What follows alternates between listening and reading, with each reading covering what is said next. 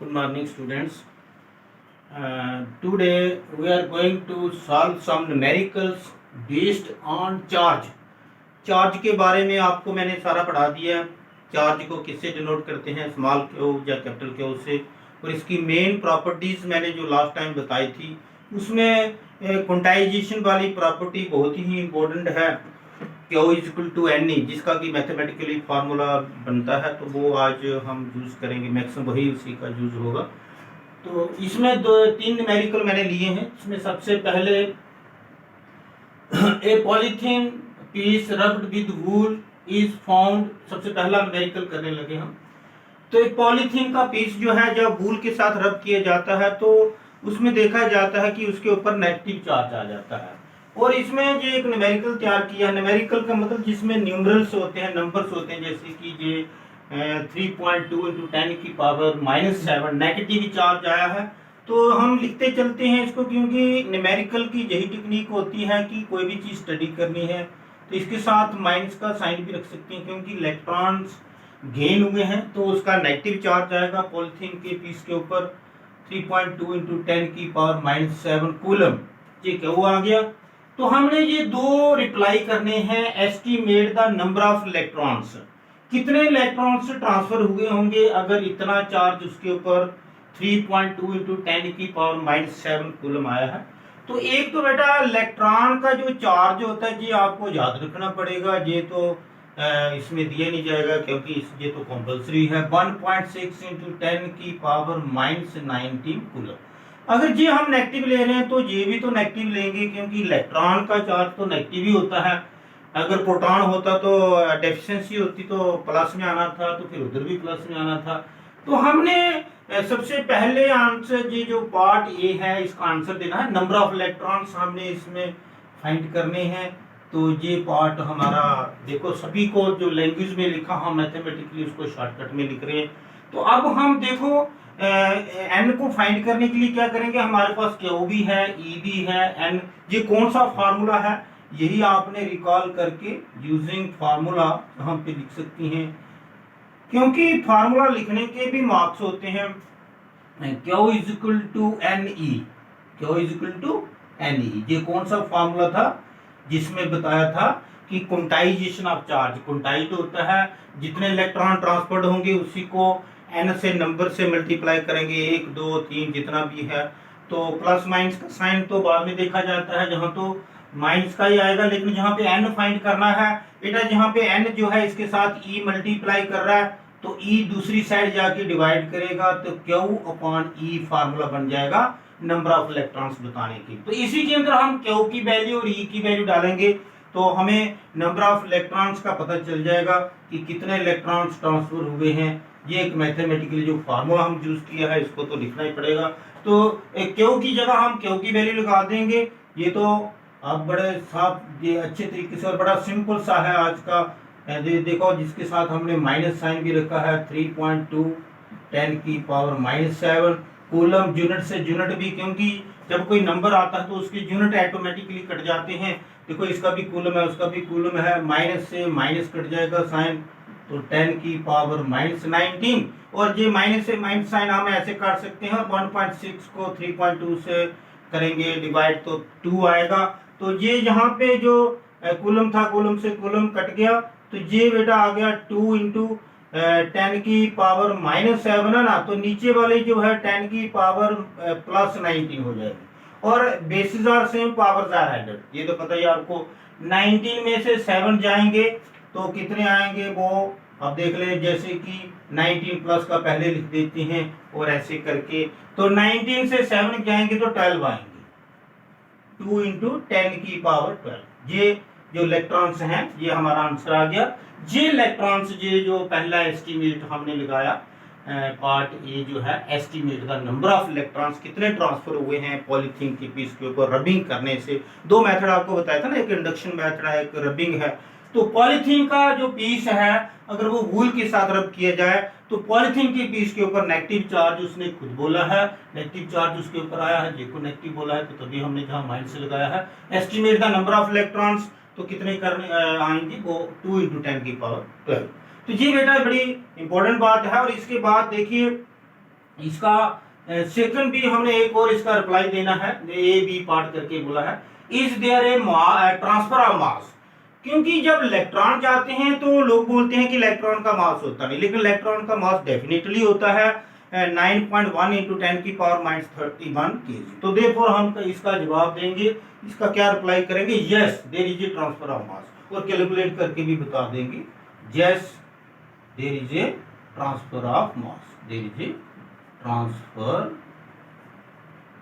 Of mass. इसका बेटा reply ऐसे करके देंगे, और इसका कारण भी साथ में हम बता देते हैं, क्योंकि कभी यहाँ तो पूछा नहीं लेकिन कारण भी बता देते हैं। बिकॉज वन इलेक्ट्रॉन हैज मास, देखो जहां पे मैं नीचे करके ले, one electron has mass, one electron का कितना मास होता है, जहाँ मास ऑफ वन इलेक्ट्रॉन लिख देते हैं, कोई भी सिंपल लैंग्वेज लिख दो, मास ऑफ वन इलेक्ट्रॉन, एक इलेक्ट्रॉन का मास कितना होता है, वो मैं अभी बता रहा था आपको 9.1 इंटू 10 की पावर माइनस 31 kg। तो कितने ट्रांसफर हुए, 2 इंटू 10 की पावर 12। तो टोटल मास कितना ट्रांसफर होगा वो तो है ही है, चाहे वो वैल्यू बड़ी कम है 10 की पावर माइनस 31, लेकिन है तो है ना, मास का ट्रांसफर तो होता ही है। तो टोटल मास ट्रांसफर्ड कितना हुआ, टोटल मास ट्रांसफर्ड, तो बेटा ये टोटल मास जो है वो कितना ट्रांसफर्ड हुआ ये हम बता सकते हैं। क्यों, क्योंकि जितने हैं वो उसको उसके साथ मल्टीप्लाई करेंगे, 12 इंटू 9.1 10 की पावर माइनस 31 kg। जब इसको हम मल्टीप्लाई करेंगे तो ये देखो 2 1 जा 2, 9.1 है ना, 2 1 जा 2, तो ये पॉइंट आ गया, 2 9 जा 18, और ये 31 से माइनस 12 जाएंगे तो ये आएंगे 10 की पावर माइनस 90 ये मास।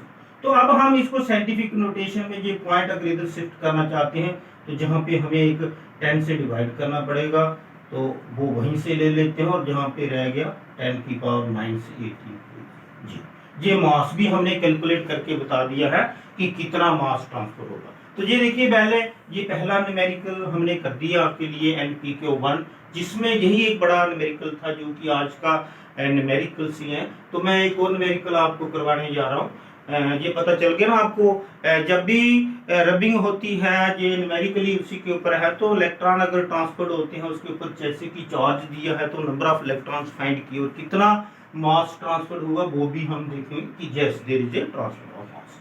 तो बेटा आगे देखिए, अब हम आपको बताने वाले हैं कि NPK2 जो है कैलकुलेट चार्ज। देखो अब हम जो NPK2 का जो सोल्यूशन कैसे हल आपको करके देते हैं, कैलकुलेट चार्ज, पहले उसने मुंह खोल के रखा है, हम साइन ऑफ इंटरोगेशन लगा देते हैं। क्यों, मतलब चार्ज को हम क्यों बोलते हैं कैलकुलेट चार्ज, तो चार्ज को हमने फाइंड करना है, और हमें क्या दिया है, नंबर दिया हुआ है 12.5 इंटू 10 की पावर 18 इलेक्ट्रॉन। कहीं भी ट्रांसफर होते हैं, आते हैं, जहाँ जाते हैं, अगर इतने इलेक्ट्रॉन ट्रांसफर होंगे तो इसमें कॉमा डाल के हम लिख देते हैं n इक्वल टू n दिया है 12.5 इंटू 10 की पावर 18 इलेक्ट्रॉन। तो ये अगर ट्रांसफर होते तो कितना चार्ज वहां होगा, जो मैंने कहा आपको E की वैल्यू तो आपको खुद ही लगाना पड़ेगी 1.6 इंटू 10 की पावर माइनस 19 कूलम। तो अगर बेटा ट्रांसफर हुए हैं इलेक्ट्रॉन, चार्ज कैरिड बाय इतने इलेक्ट्रॉन्स, तो हम जहाँ पे माइनस का साइन भी लगा सकते हैं। क्यों, क्योंकि वो इलेक्ट्रॉन्स के बारे में ही बोल रहा है ना, इतने इलेक्ट्रॉन्स गे हैं या कुछ भी है तो माइनस साइन लगा सकते हैं, आपकी मर्जी है, नहीं लगाना तो तभी कोई प्रॉब्लम नहीं। अगर माइनस साइन लगाएंगे तो इलेक्ट्रॉन की ही वजह से कितना चार्ज है वहां पे, वो जहाँ पे आ रहे हैं वहां वाला पता चलेगा। तो वही फार्मूला हम यूज करेंगे।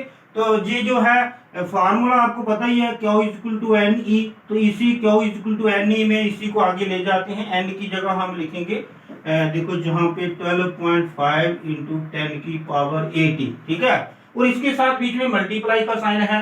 ये फार्मूला जब हम यूज किया तो इंटू ई जो आ गया, माइनस साइन भी रख सकते हैं 1.6, ये मैंने अभी कहा आपको, माइनस साइन अगर रखेंगे तो माइनस में आ जाएगा, प्लस रखेंगे तो प्लस आएगा, क्योंकि इसने क्लियर तो किया नहीं कि इलेक्ट्रॉन आ रहे हैं या जा रहे हैं, सिर्फ बोलते हैं कि इतने इलेक्ट्रॉन कहीं भी जो ट्रांसफर होंगे तो कितना होगा चार्ज। तो ये हमने बताना है 10 की पावर माइनस 19। तो बेटा ये जो मल्टीप्लाई करेंगे हम, जहां से 1.6 को 12.5 के साथ मल्टीप्लाई करते हैं तो कितना, ये देखो 16 5 80, ये ऐसे आता है 80, तो 2 पॉइंट के बाद आएगा 16 टू ज़ा 32, 32 और बीच में वो 8 भी ऐड करें ना, 16 5 ज़ा 80, 16 टू ज़ा 32 और 8, 32 और 8 कितना हो गया 40। तो 16 बन जा 16, 16 और 8 कितना बन गया जी, इसको कैलकुलेट कर लेते हैं। ये बनेगा देखो 2.3 1.2, हाँ ये बन गया कोई 16 टू ज़ा 32 और 8 40, 6 बन जाए और ये बन गया। तो जहाँ बेटा जहाँ भी पॉइंट है तो 20.00 आया। और ये 10 की पावर -19 और 18, 19 से 18 जाएंगे तो सभी को पता है 1 आएगा, तो माइनस का 1 आएगा।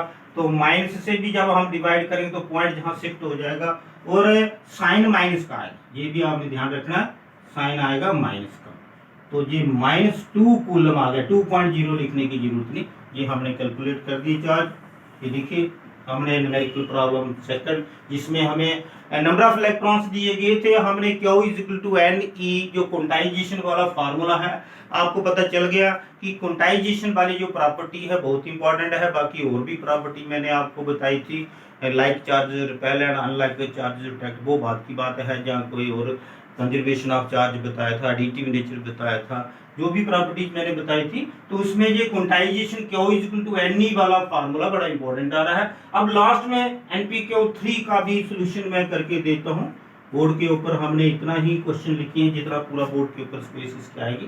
तो इसमें क्या लिखा है, इज अ चार्ज, ये चार्ज है क्या, ये charge is a charge of 5.8 × 10 की पावर 18 इलेक्ट्रॉन्स पॉसिबल, क्योंकि इतने इलेक्ट्रॉन्स हैं 5.8 × 10 की पावर, क्या कि इसका चार्ज पॉसिबल है।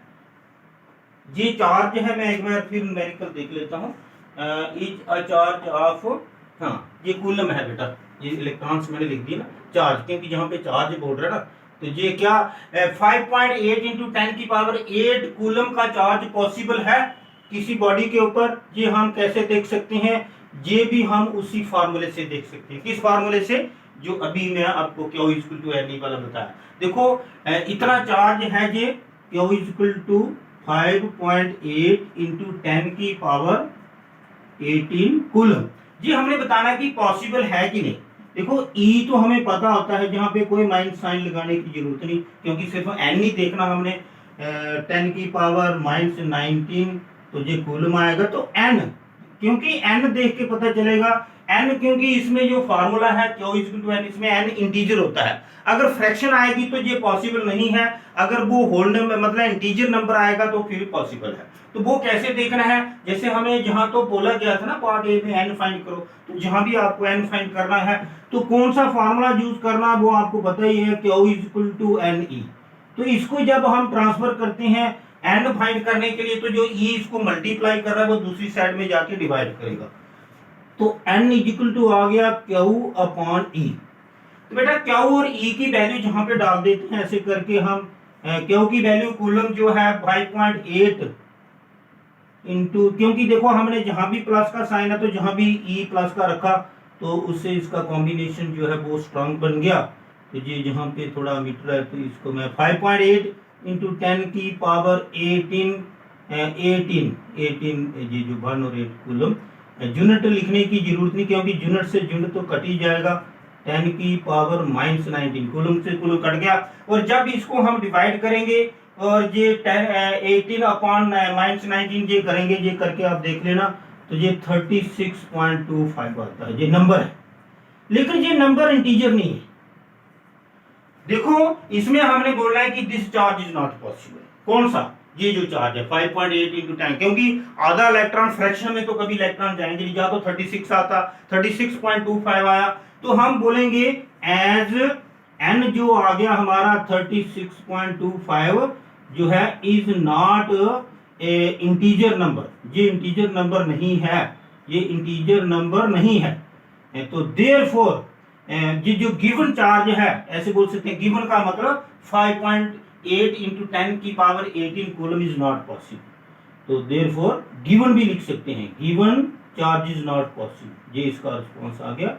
चार्ज इज, हमने इसका कारण भी बता दिया, हमने इसका कारण भी बता दिया कि अगर नंबर 36.25 आएगा तो वो चार्ज पॉसिबल नहीं है।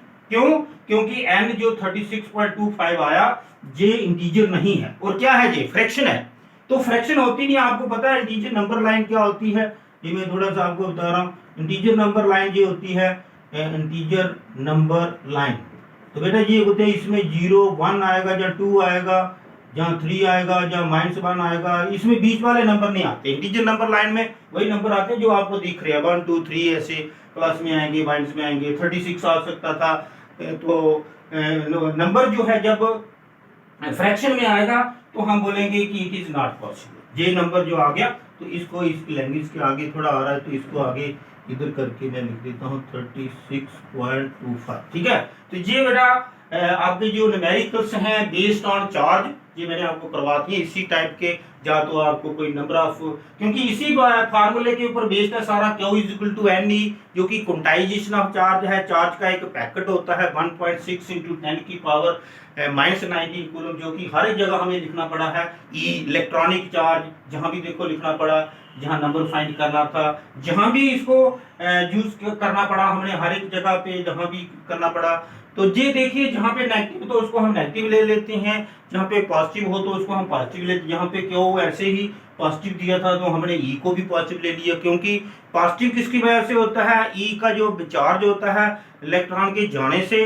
Count basic charge fundamental electron का ही चार्ज होता है, जो कि जिससे हम काफ़ी हेल्प लेके तो इस टाइप के न्यूमेरिकल्स क्या हम सारा रिप्लाई कर सकते हैं। जो एग्जाम में जब न्यूमेरिकल आएगा तो इसमें हम उसमें जा कहीं भी एंट्रेंस में आपको दिखे।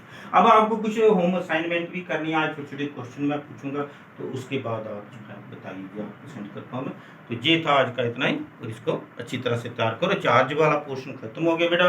अब इसके बाद हम इलेक्ट्रिक फोर्स, कूलम्स लॉ, जो कि पहली प्रॉपर्टी है, like charge repel and unlike charge attack, उसका एक कैलकुलेशन कैसे की थी कूलम ने, वो बताएंगे अभी नेक्स्ट में।